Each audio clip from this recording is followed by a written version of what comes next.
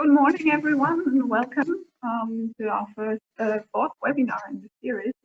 I hope you can all hear me all right and see me. I guess so, yes. Okay. Yeah. Maybe just a few words before we start. As I said, this is the fourth webinar series. We're organized as part of the EADI group on Postcolonial on development. And basically the idea is to bring together people who on connect more on all topics connected to postcolonial perspective. EADI is, maybe just a few words on that, is a Europe-wide network of researchers and students of basically all disciplines, somehow development studies. And our working group is very open to people to join. So if you interested, please feel free to join.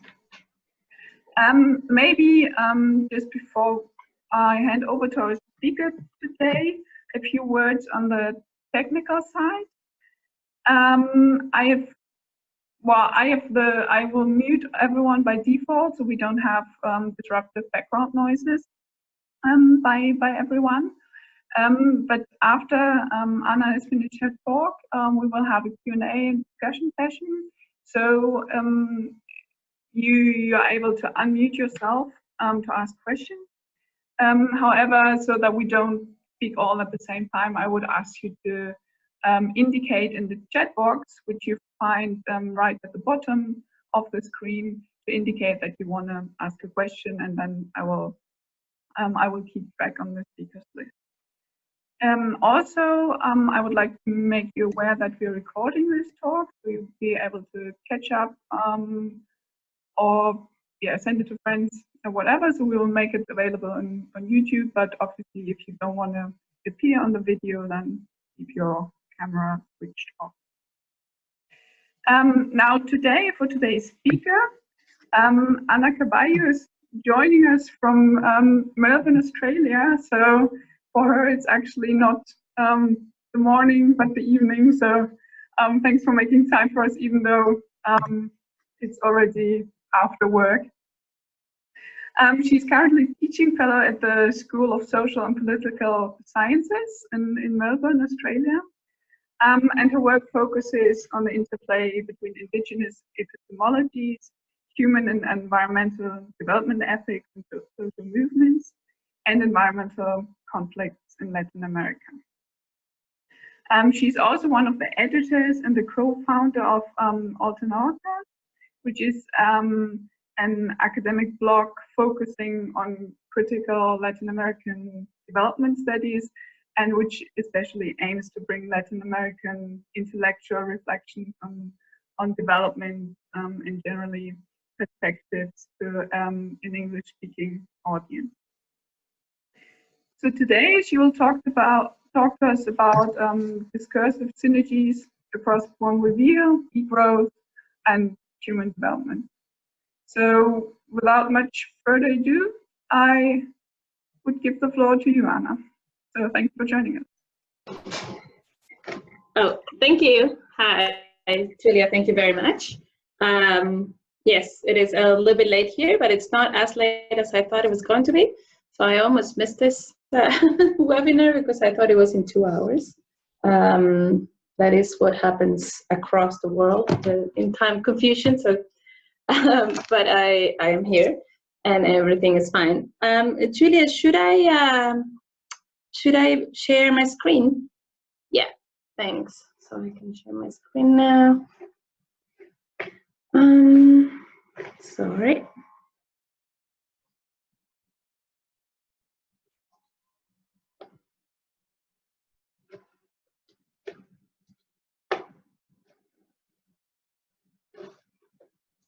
Okay. Hopefully this means that you can see this. Can you all see this? Can you all see the screen or?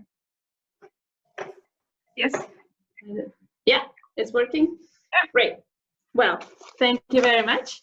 as Julia was mentioning, the paper that I'm going to be presenting today is called Dialogues at the Margin, Discursive Synergies across Buen Vivir, Degrowth, and Human Development.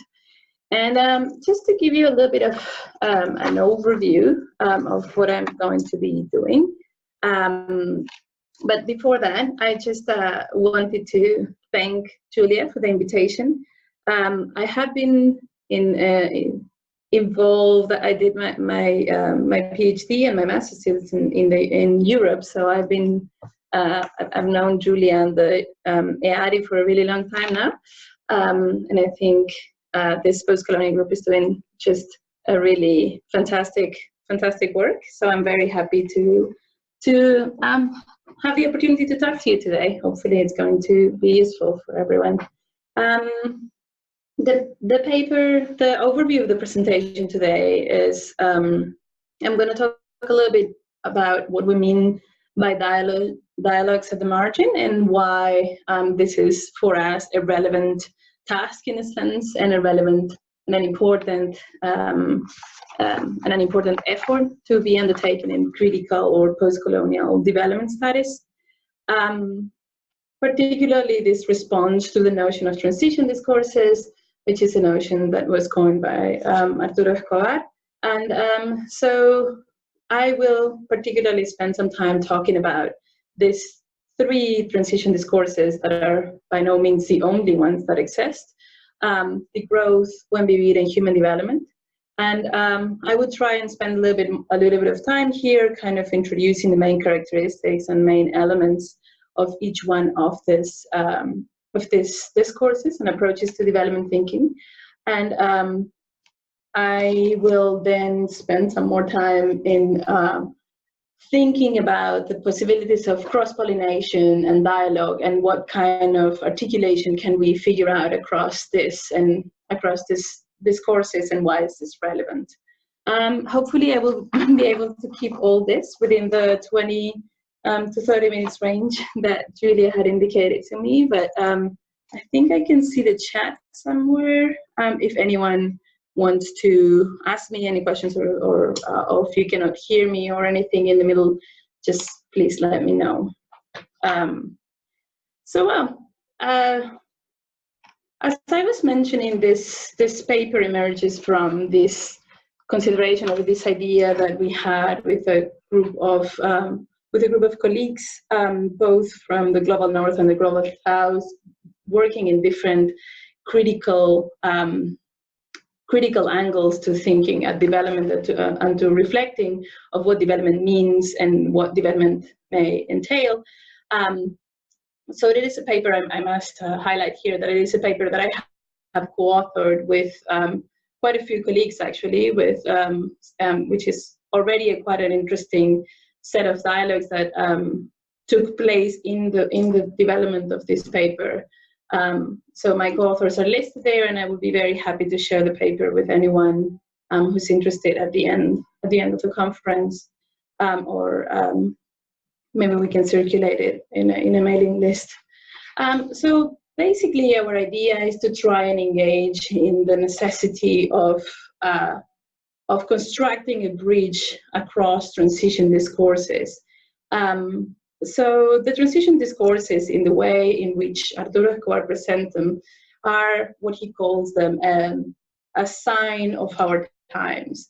And while they are very different, and they emerge from very different areas and very different contextual and historical and geographic locations, basically what this transition discourses have in common is the idea that there is or the realization or the acknowledgement that there is a great transformation of Polanyian terms underway, which is going to be inevitable either by design or by disaster, and then we need to step out of our institutional and epistemic boundaries if we are truly trying to envision a way of trying to bring about the transformations needed to make this a positive form of change, or to avoid, if you want, the disastrous consequences. So by no means the transition discourses have emerged only in the past few decades, but they have taken a particular level of strength in the past few decades. And what is surprising about them is that they have emerged, many of them have emerged from traditionally marginalized groups, not necessarily minority groups, but sometimes even majority groups, but marginalized groups in terms of economic access, in terms of social and political capital access. The point of departure is the perception of this civilizational crisis and the necessity to articulate some form of response. And what is interesting about the emergence of these transition discourses is that many of them emerge from very localized experiences, from very particular experiences that are rooted in a territory, but have some form of universal or global aspiration in terms of the achievements that, in terms of the aims that these discourses are trying to achieve. There are several types or several different transition discourses, both emerging from the global north or the global south. Some of them are also transition, what is called as transition initiatives. So you might have heard of the Great Transformation Initiative from the Thales Institute in the US that brings together a lot of activists and academics in thinking about possibilities of reinventing or achieving this necessary great transformation. But more generally, from the global north, we can think in terms of transition discourses as discourses around issues of the Anthropocene, inter-religious dialogue, conversations, and discussions on degrowth. And in the south, we can also talk, or also from emerging from post-development thinkers as well. And in the south, we can also talk about Buen Vivir, initiatives of solidarity economics, and communal logics emerging from localized initiatives. Some of these transition discourses have remained very localized in their approach. So we can also think in terms of very small and concrete initiatives. But many of them have, in a sense, appeared in this global scene, bringing together their aspirations to a more universal or global perspective. So the three ones that we have chosen here to engage in this paper are Degrowth, Buen Vivir, and Human Development. And the reason why we have chosen this particular three transition discourses is because they represent, in a sense, three very different ways of understanding what transition discourses can bring about, and they emerge from different areas. So degrowth is a term that emerged in 1972 and was coined by Andrew Gorse, but has experienced a significant revival in the last 10 years or so, particularly after the first international degrowth conference that took place in 2008. The idea of degrowth is an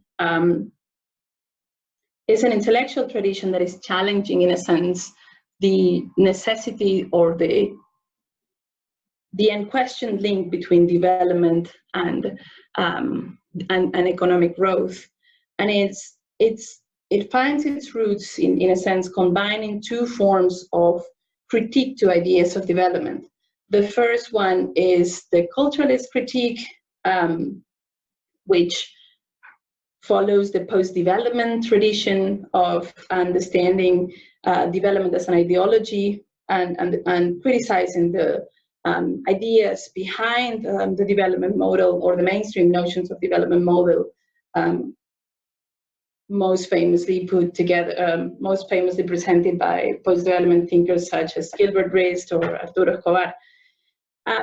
It also tries to bring together to this conversation not only a cultural critique, but also an ecological critique, bringing our consideration into the limits to ideas of ideas of continual growth associated to development.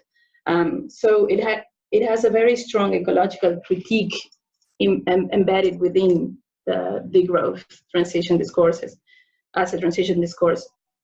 It emerges both from social movements and critical intellectuals, but it also has, importantly, for one of the reasons why we have decided to engage with degrowth, it also has some has received some attention already within the political ideological spectrum. So in general, the key contributions that we identify from degrowth as a transition discourse is the bringing together and to the forefront this questioning of this prevalent association of the necessity of having a socioeconomic model based on production and consumption or endless growth with the bringing to the forefront some packages of concrete proposals or ideas that seek to, in a sense, repoliticize the debate and the understanding about what growth means. So it's trying to, in a sense, degrowth as a transition discourse. It's composed by several strands of literature that, in a sense, question the idea that the universalization of a Western affluent standard of life is ecologically sustainable. In the contrary, it posits that it's completely unsustainable, and that it's not only unsustainable but unfeasible, and that even when it would be or it could be achieved, it won't necessarily be associated with an increase on well-being or happiness, if you want to think in other terms. The other transition discourse that we have selected to discuss in this paper is Buen Vivir.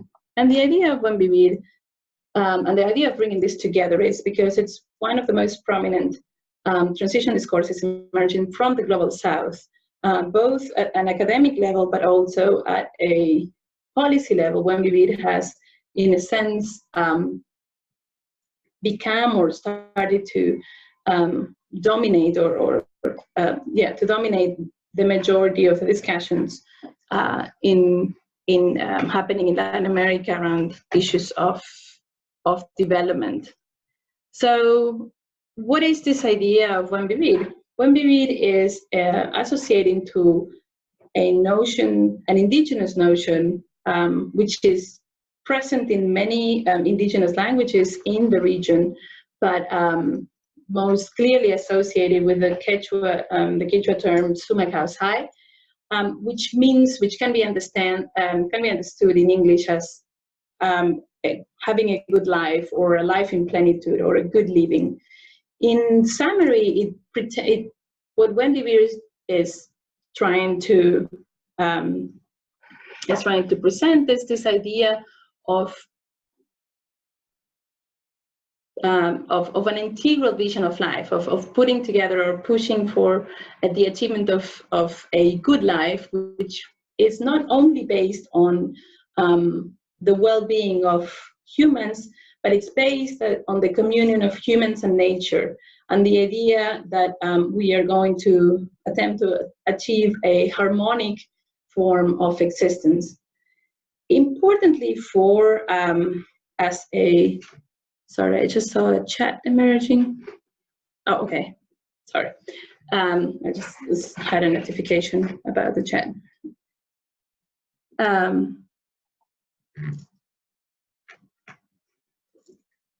Can everybody hear me? Because I just see, oh, this is for a few minutes ago. Sorry, I just saw the messages saying that you couldn't hear me. Okay, so what it is important about these discussions around Buen Vivir is particularly the context in which Buen Vivir emerges, which is, in a sense, a very clear example of what I was mentioning earlier of these transition discourses emerging as situated practices or situated discourses. Because Buen Vivir takes these roots in this indigenous cosmologies and in this indigenous cosmovisions, but at the same time takes a particularly strong role in the region because of the convergence of both, on the one hand, local trends of what Albo had called the El Retorno del Indio, which means the return of the indigenous, the return of the indigenous problematic and struggle to the national politics of Andean countries, which has been happening across the 20th century, but with particular strength took to national politics in the region at the end of the 80s and the 90s, together with the global trends, which were showing a very clear limit to this notion of development. So, in a sense, as we were mentioning, that transition discourses are, in a sense, a reflection of these localized experiences. The case of Buen Vivir particularly brings together the emergence of this local knowledge of this indigenous roots and indigenous cosmovision to, in discussion, in conversation, to more global trends of disconformity, if you want, with the development standard. More than understanding Buen Vivir as a one completely defined notion, a monolithic understanding of Buen Vivir or development, if you want to think about it, or good life, there are many discussions that are happening and many strands. But in general, that we can spend some more time discussing if anyone is interested at the end. But in general, the key contributions of across the different ways of understanding what Buen Vivir means and what Buen Vivir is are this highlight of the idea of the necessity of thinking of the communion of humans and nature, and the idea of living a life in harmony with nature, for which we can think that Buen Vivir is in reality a biocentric approach rather than anthropocentric approach. And also the highlight and the recovery, if you want, of the knowledge of marginalized peoples, because indigenous peoples in Latin America have never taken part in discussions around development. So in a sense, it is not only about the incorporation of these ideas to national policy, but also the ontological point of incorporating new perspectives on knowledge, or the knowledge is otherwise.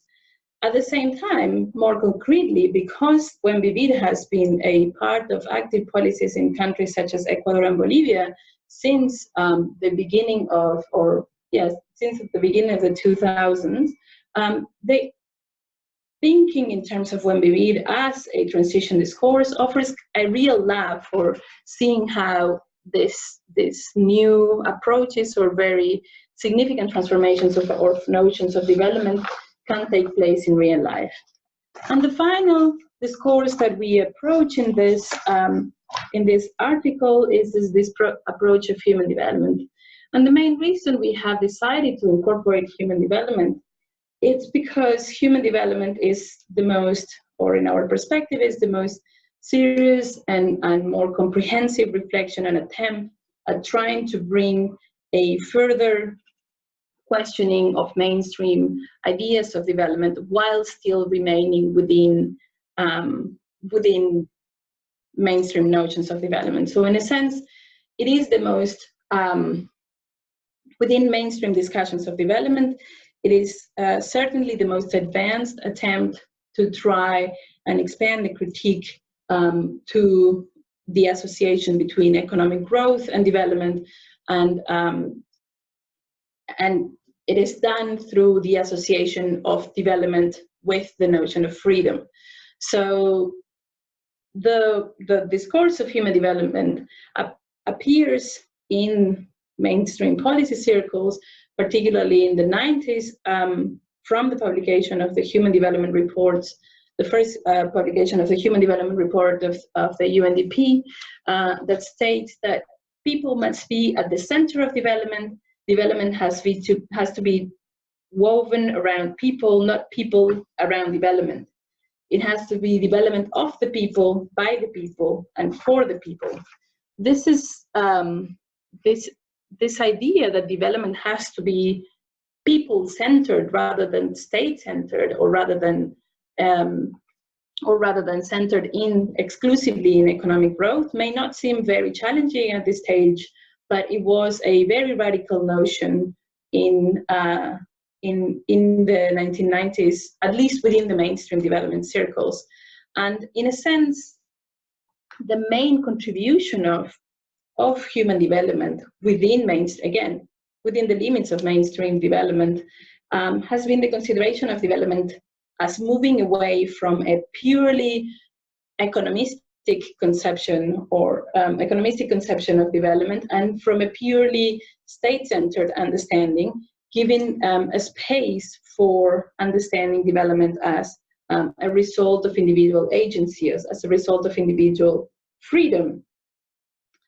However, and particularly it's very interesting if you see how this first approaches to human development in the 90s were received, how this was called a more revolutionary approach, and how this was seen as a completely radical transformation of notions of development, which by this point we are very clearly that we're not, mostly because despite all of its attempt to incorporate a new approach that allows us to understand the multidimensionality of human well-being, escaping from a narrow economistic conception, the idea of human development still remains very much embedded within a capitalist liberal framework, and does not offer a possibility of engaging a very systematic critique that will give us the possibility to understand development, or to undertake a significant transformation as the ones that other transition discourses are looking at. So I have built a table here summarizing what are, in a sense, the main differences between them. I was thinking of going more in detail on this in this presentation, but I've seen that I've already taken quite a bit of time, and I want to take a little bit more time actually at the end when we discuss the possibilities of complementarity. So I'm just going to mention a few things here, but I'm mostly going to skip this. I'm happy to go over this in the questions.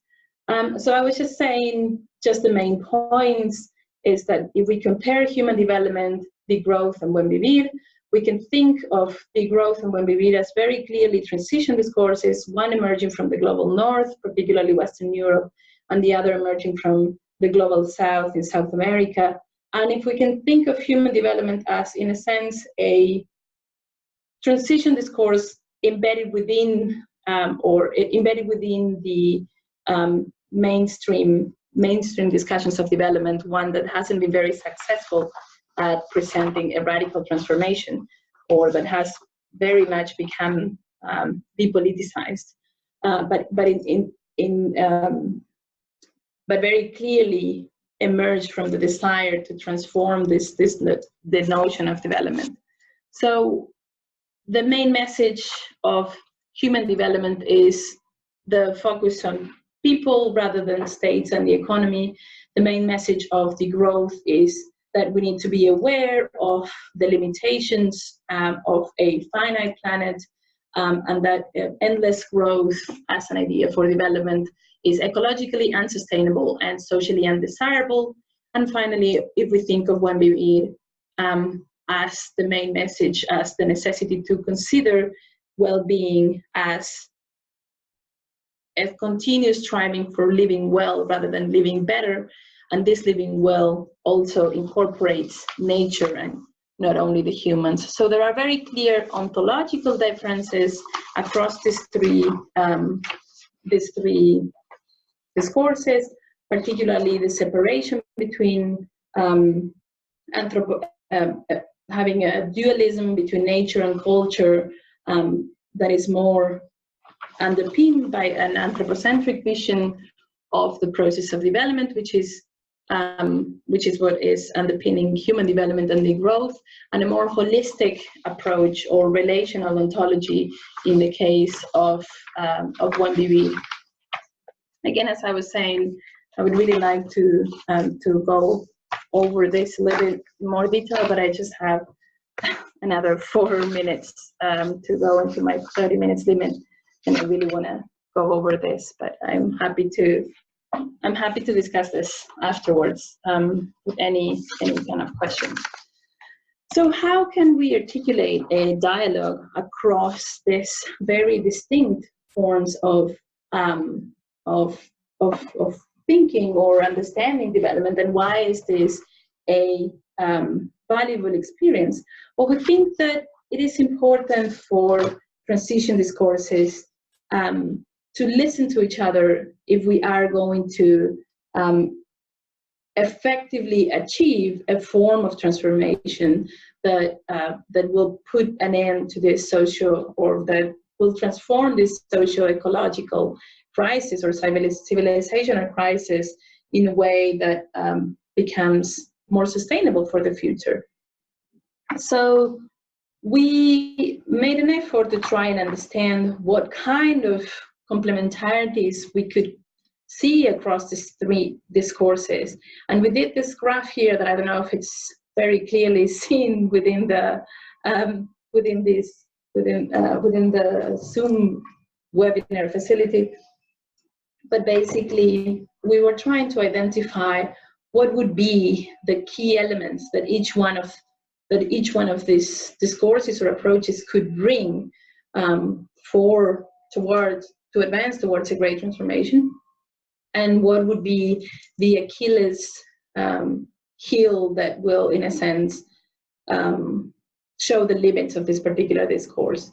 So we're thinking that Buen Vivir's main contribution is that it opens a dialogue of knowledges by bringing together forms of knowledge, such as the indigenous knowledges and the indigenous roots that are seen within the that are key to understand where Buen Vivir is emerging from,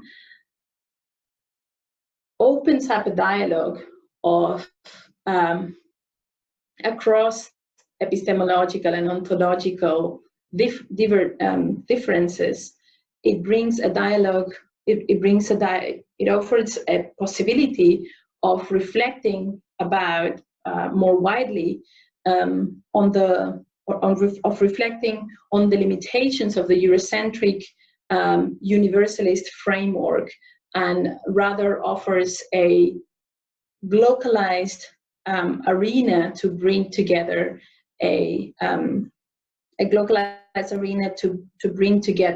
the possibility to rethink our understanding of the world and our understanding of how the development process can take place and what does it entail.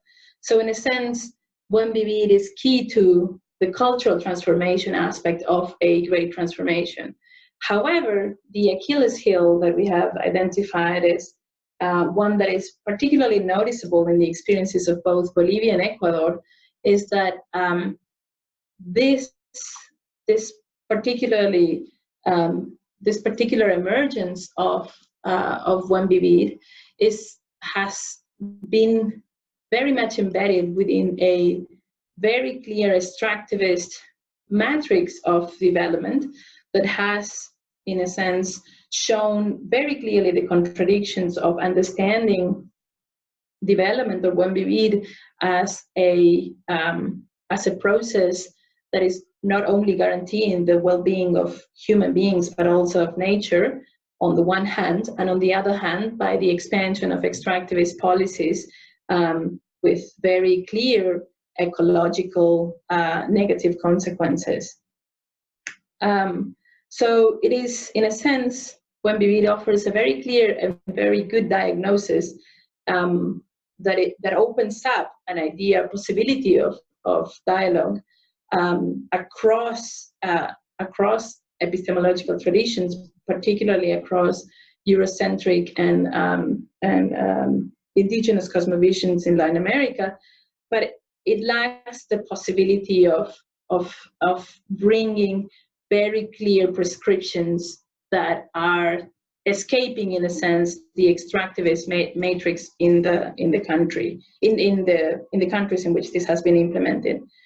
Degrowth, on the other hand, is key to a material structural transformation, because the majority of the authors working on degrowth have developed a very deep understanding of the mechanisms that are connecting contemporary capitalist economies with growth, and in a sense offer the possibility of thinking more concretely on steps to disassociate this innate connection between growth and development.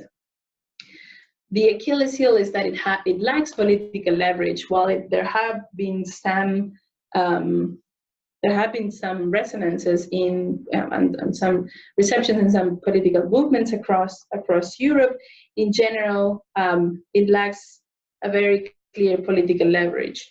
And in particularly for human development, this is the strength of human development. The Achilles heel, in the sense of the growth and the lack of political leverage, is the strength of human development, which is key to a political transformation, because human development, while it is not radically transformative and doesn't offer, or maybe perhaps because of that, has managed to permeate mainstream development policy and thinking, and has, in a sense, become a very clear framework from which we can think and discuss ideas of development.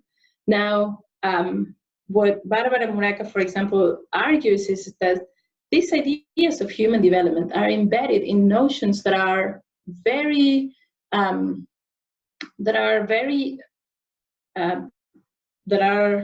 open, and that have a surplus of meaning. That, for example, the notion of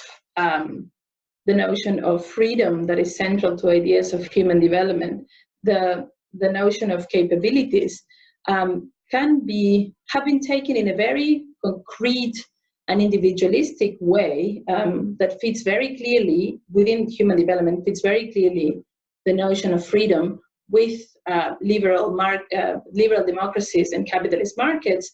But ideas of freedom in reality have a surplus of meaning that we can tap into to try and expand our debates and overcome the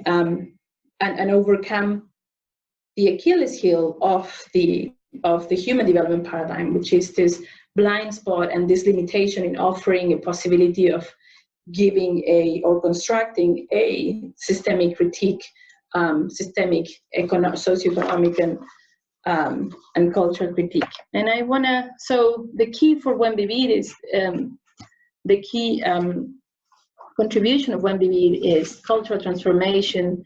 The key contribution offered by Degrowth is that of material transformation, and the key contribution of human development would be of political transformation. So if we manage to have a fruitful discourse dialogue across these different discourses, we believe that we will be able to advance in constructing a more thorough transition discourse. So, as I was just saying, and I just want to finish with this, the three discourses that we have analyzed and that we tried to cover in the article, and we cover in much more detail in the article, of course, offer the possibility of complementarity and complementing each other to achieve this great transformation. And in a sense, this is what we were trying to do, to create a discursive bridge between the global mainstream ideas, which was represented here by human development, and the two more noticeable transition discourses, more radical transition discourses emerging from the north or the south, which are Buen Vivir and Degrowth. And I hope this was quite clear in the presentation, and I am looking forward to having any questions to you with you, and to take a little bit of more time to explore some of the ideas that weren't very clearly here, weren't very clearly developed in this 20 minutes. Thank you. Thanks, Anna. Thanks so much for this very good, very clear and structured overview about the three approaches. And I think it's actually amazing to see that they're not really new. I mean, the discussion started 20, 30 years ago, and now it seems like they even enter the popular debate through media. So I think it's, yeah, very important topic. So I would, of course, I have some questions. I would open the floor for anyone wanting to comment, ask a question to Anna. As I said, feel free to either put the question in the chat box, I will read it out, or you can unmute yourself and ask.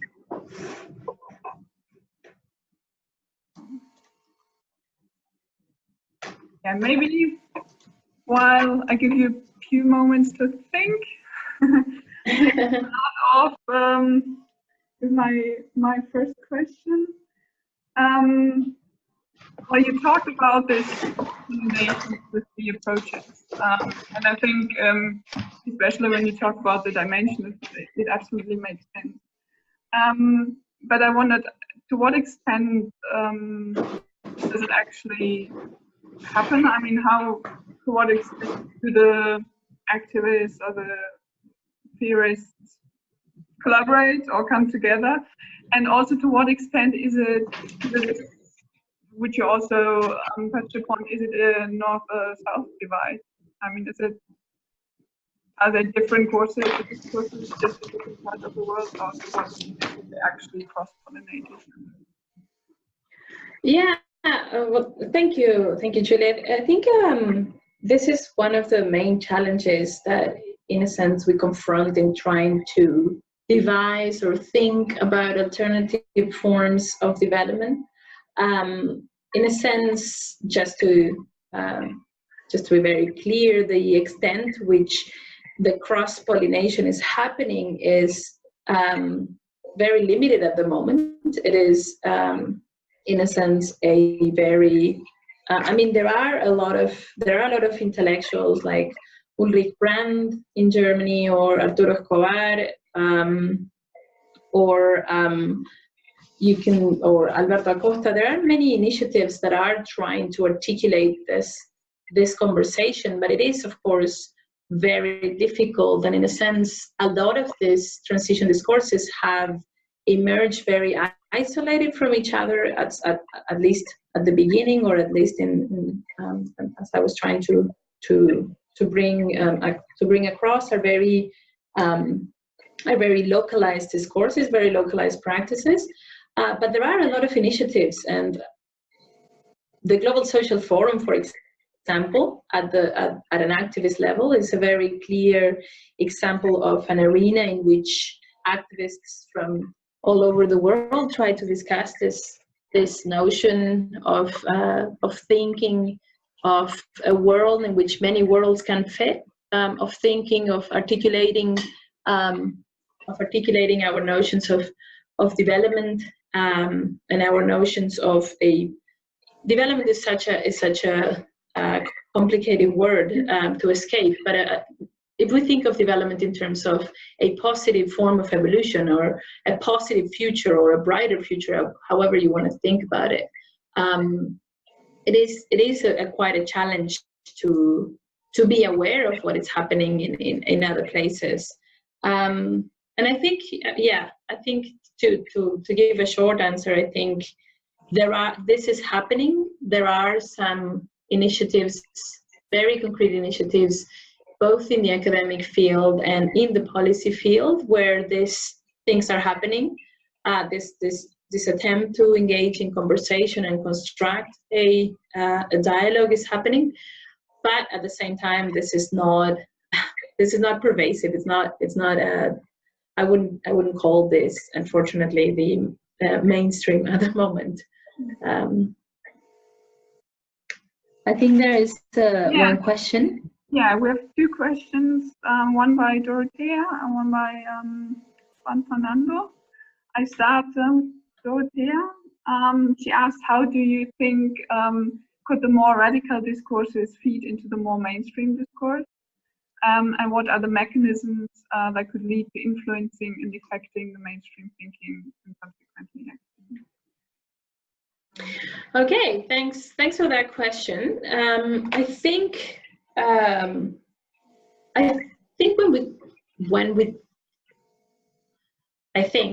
we think in terms of transition discourses, there are two very clearly overlapping areas that are difficult to distinguish from one another. And it is, on the one hand, a more clearly activist side of a transition discourse or a radical discourse, and on the other hand, a more academic discussion of these ideas. And maybe actually, if I would add a third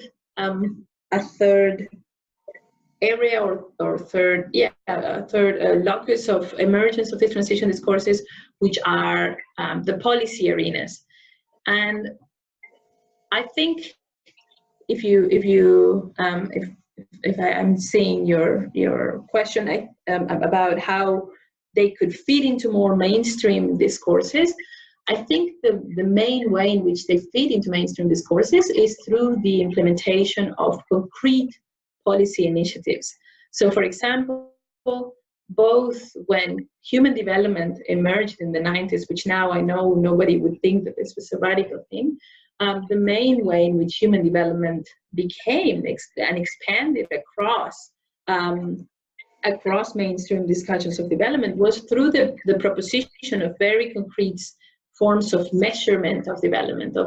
They proposed this idea of the multidimensionality of development and brought together this human development index that kind of expanded and became and normalized this idea that human development was not only about economic growth, that economic growth was important, but it was not the only thing.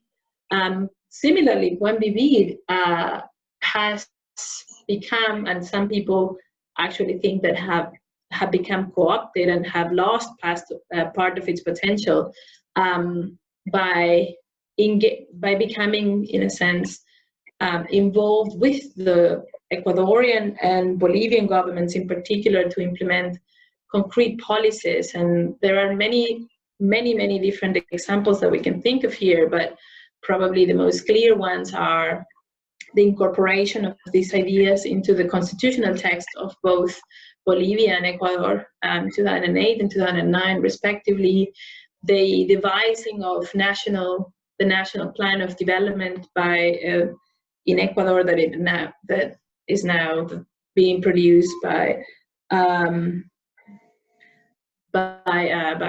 every 5 years, for example, that has been produced since 2007 is the first one, 2007, 2008. And every 5 years they have produced a new one. So I think, in a way, the way in which the clearest way in which this transition discourses enter to the mainstream is through engagements with governments and policy initiatives, which is also a limitation because there are certain things that can be done institutionally and certain things that obviously cannot be done, and it requires a certain molding of the way in which these initiatives are implemented, in a sense, and in a sense, more often than not, remove the radical edge or the transformative edge. I think maybe that's yeah, I think that maybe answers the question of Dorothea. I don't know. Not sure if I was very clear. It's kind of strange to talk, but to talk to just text. But hopefully that was kind of a response to that. And I can look.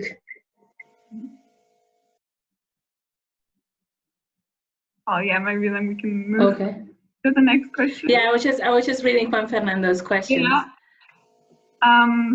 So yeah, he's asking, when we're talking about Buen Vivir and Summa Causai or Summa Camania, don't you think it's part of taking away from the concept of the indigenous principle? Okay. So thanks, Juan Fernando. I think this is a very good. Sorry, sorry. I just saw Dorothea's comment. I said that they could potentially lose the radical edge when.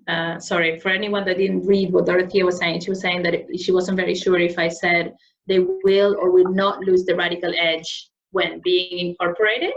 I would like to think that it doesn't necessarily have to be the case.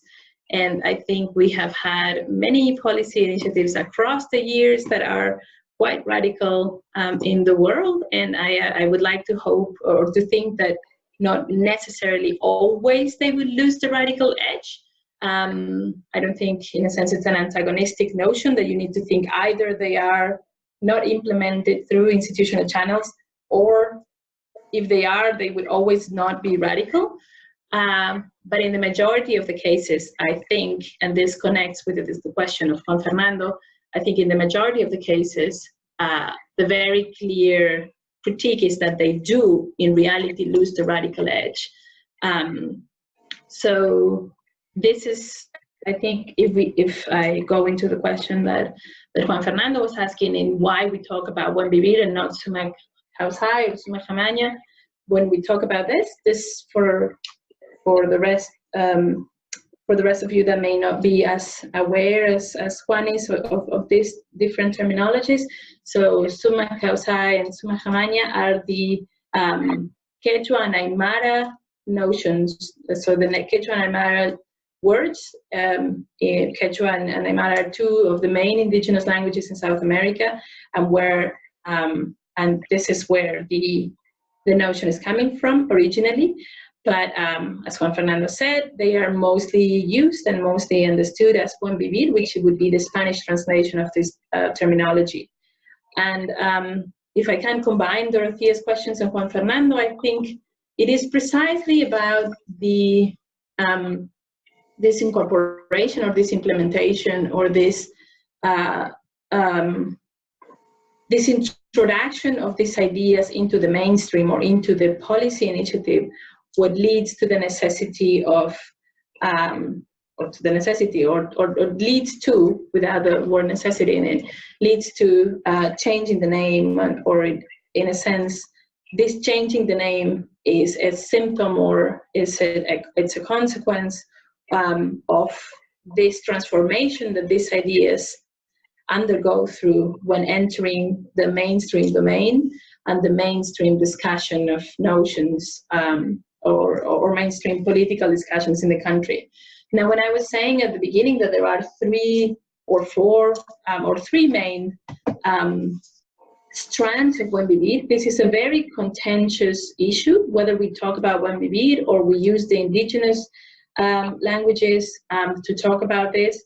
It's a very contentious issue, and there are many, and if you're interested, Juan, I can give you, there are many authors actually spending a lot of time discussing whether using one or the other means a complete cooptation of the notion, and in a sense a completely depoliticization of the ideas or not, or whether in a sense this loses this transformative notion that comes within the notions of Summa Causai.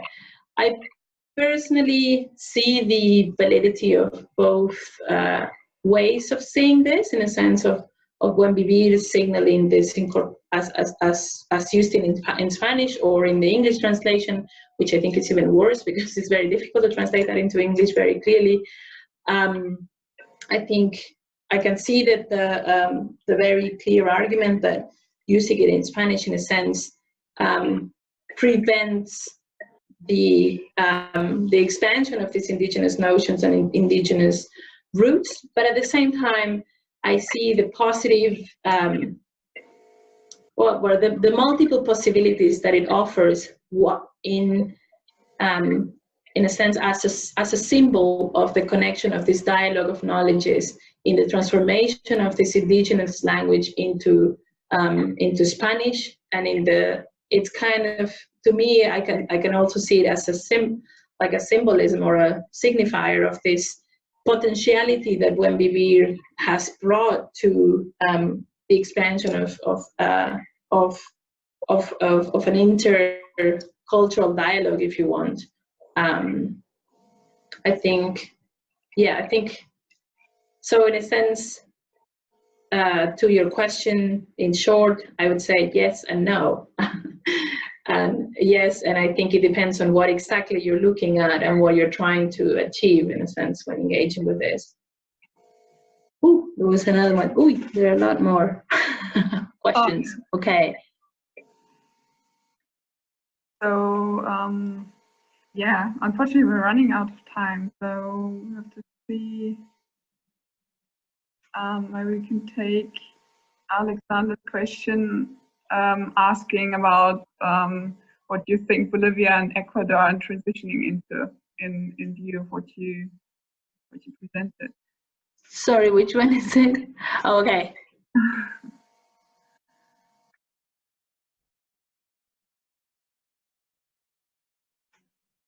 Which one do you want it to go into? Oh, I mean, if you can choose.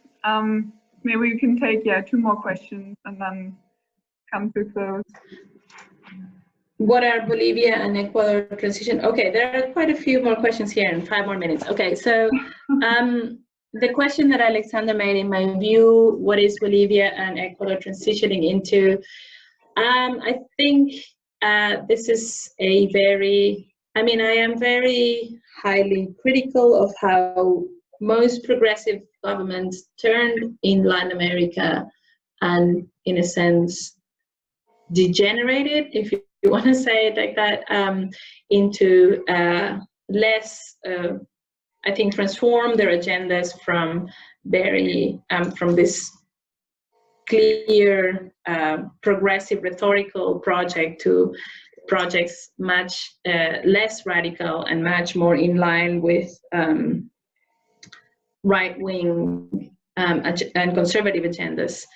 And I think in the case of Bolivia and Ecuador, this also has happened, both in the case of Evo Morales and the government of Correa and Lenin. Ahora we can see that how now we can see that how the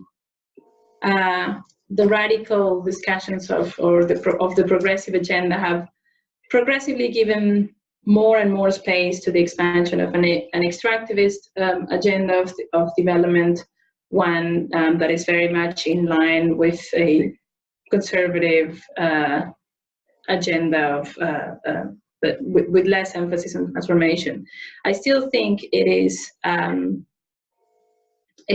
offers a more hopeful perspective than what has happened in Argentina, Brazil, or Chile, with a complete turn and completely and unmistakably turn to a very right-wing authoritarian governments with some very serious fascistic undertones. So while I remain critical of how both Ecuador and Bolivia have turned, I also see this as a little bit of more hopeful than what is happening in the neighboring countries.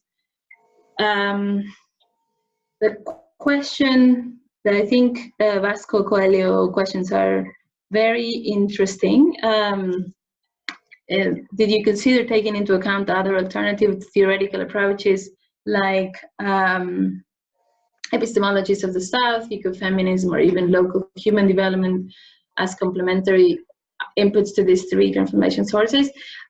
Just to say that absolutely this was just a first exercise that we engaged in. Mostly all of the different authors have been working across this divide and across these different theoretical discourses, and to us was the beginning, if you want, of a conversation. I think the more the merrier, if you want, and different authors have engaged in other attempts to engage with other transition discourses, if you want, as well. And I think the idea is to open up the space for a dialogue.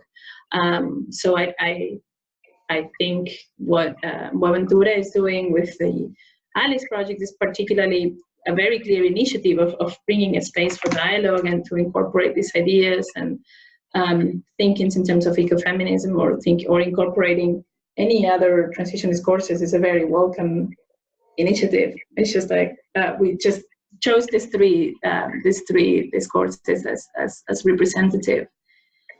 And the other question, I don't know, how are we doing with the time? Oh, it's over 7 already. Okay.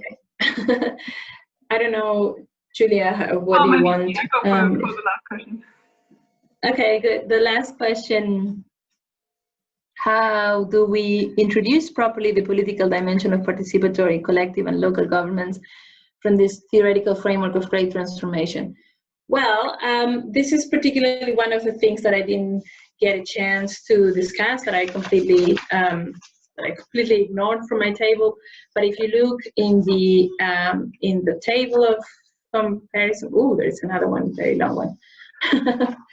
If you look in the last table of comparison, the one that I didn't talk about, there was a lot of discussions about what kind of forms of governance these each one of these discourses implement or call for, in a sense. And I think this is a very challenging question. I think it's a very challenging idea because, again, to what extent are we going to be able to implement participatory stances that are truly transformative within a liberal democracy? To what extent are we going to, and when they are, and to what extent are we actually going to be able within this liberal framework to introduce a form of governance that challenges or that allows for a more collectivized form of decision making, is one of the greatest challenges of all the different transition discourses. I think that is a very challenging question, to be honest, in short. And again, I can give you, we developed this a little bit more in the paper, but it is also in its infancy. And then I think I would be very happy to continue the conversation about that because it's something that to me is very interesting. Anyway. There is a very long question, Julia. I don't know what you wanted to from Margarita. Unfortunately, I'm in the position to keep an eye on the time. I would suggest, I think there's one comment which I'll be happy, and I mean in general, I'll be happy to pass on any further comments or questions to you, or make connections if people are interested in discussing further, and I'm sure you'll be happy to engage. For sure.